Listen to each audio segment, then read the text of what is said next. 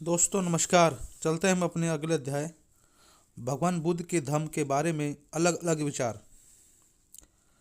दूसरों ने उनके धम्मोपदेश को किस प्रकार समझा। भगवान बुद्ध की शिक्षाएं कौन सी थी। यह एक ऐसा प्रश्न है जिस पर बुद्ध के कोई भी दो अनुयायी अथवा बुद्ध धम्म के दो विद्यार्थी एक मत प्रतीत नहीं होते। कुछ के लिए समाधि ही उनकी प्रमुख शिक्षा है, कुछ के लिए विपासना ही उनकी प्रमुख शिक्षा है, कुछ के लिए बुद्ध धम्म गूढ़ धम्म है, कुछ के लिए यह सामान्य धम्म है, कुछ के लिए यह शुष्क तत्व मीमांसा है, कुछ के लिए यह एक विशुद्ध रहस्यवाद है, कुछ के लिए यह संसार में स्वार्थपूर्ण पलायन है, कुछ के लिए यह प्रत्येक मनोवेग और हृदय की भावना का क्रमबद्ध दमन है। बौद्ध धम्म के संबंध में नाना प्रकार के और भी विचारों का संग्रह किया जा सकता है। विचारों में यह परस्पर भिन्नता आश्चर्यजनक है।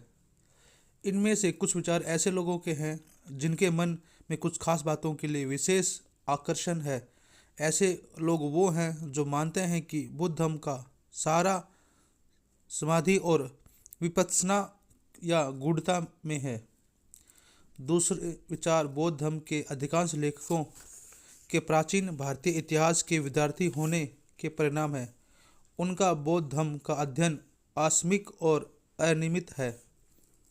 उनमें से कुछ बौद्ध धम्म के विद्यार्थी ही नहीं हैं, वो मानव शास्त्र के विद्यार्थी भी नहीं हैं, वो धम्म की उत्पत्ति और विकास के संबंध विषय हैं।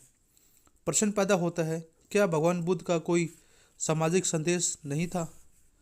जब उत्तर देने के लिए जोर डाला जाता है तो बौद्ध धम्म के विद्यार्थी प्राय दो बिंदुओं का संदर्भ देते हैं। वो कहते हैं बुद्ध धम्म का अहिंसा की शिक्षा दी थी, भगवान बुद्ध ने शांति की शिक्षा दी थी। प्रश्न है, क्या भगवान बुद्ध ने कोई दूसरा सामाजिक संदेश दिया था। क्या भगवान बुद्ध ने न्याय की शिक्षा दी थी। क्या भगवान बुद्ध ने मैत्री की शिक्षा दी थी। क्या भगवान बुद्ध ने स्वतंत्रता की शिक्षा दी थी। क्या भगवान बुद्ध ने समानता की शिक्षा दी थी। क्या भगवान बुद्ध ने भ्रातृत्व की शिक्षा दी थी। क्या भगवान बुद्ध कार्ल मार्क्स का उत्तर दे हो सकते हैं। बौद्ध धम्म पर विचार करते समय इन प्रश्नों को प्राय कभी उठाया ही नहीं जाता। मेरा उत्तर है कि भगवान बुद्ध के पास सामाजिक संदेश है। उन्होंने इन सभी प्रश्नों का उत्तर दिया है, लेकिन उन सभी प्रश्नों के उत्तर को आधुनिक लेखकों ने दबा दिया।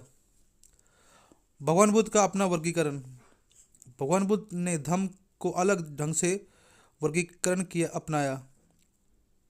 पहले वर्ग को उन्होंने धम्म कहा, दूसरा एक वर्ग बनाया जिसे अधम्म कहा, यद्यपि इसे धर्म नाम से जाना गया।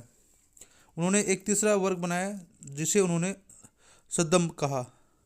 तीसरा वर्ग धम्म के दर्शन का एक अलग नाम है।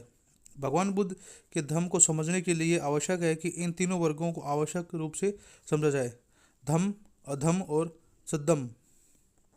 धन्यवाद। तो आज हम अपना वीडियो यहीं समाप्त करते हैं। आप हमारी वीडियो देखें, लाइक करें, सब्सक्राइब करें और हमें कमेंट करके बताएं हमें अपने वीडियो में आपको और क्या इम्प्रूवमेंट चाहिए। और हमारे चैनल को अपने फैमिली में, परिवारजनों में, दोस्तों में शेयर करिए और सब्सक्राइब करवाइए। धन्यवाद।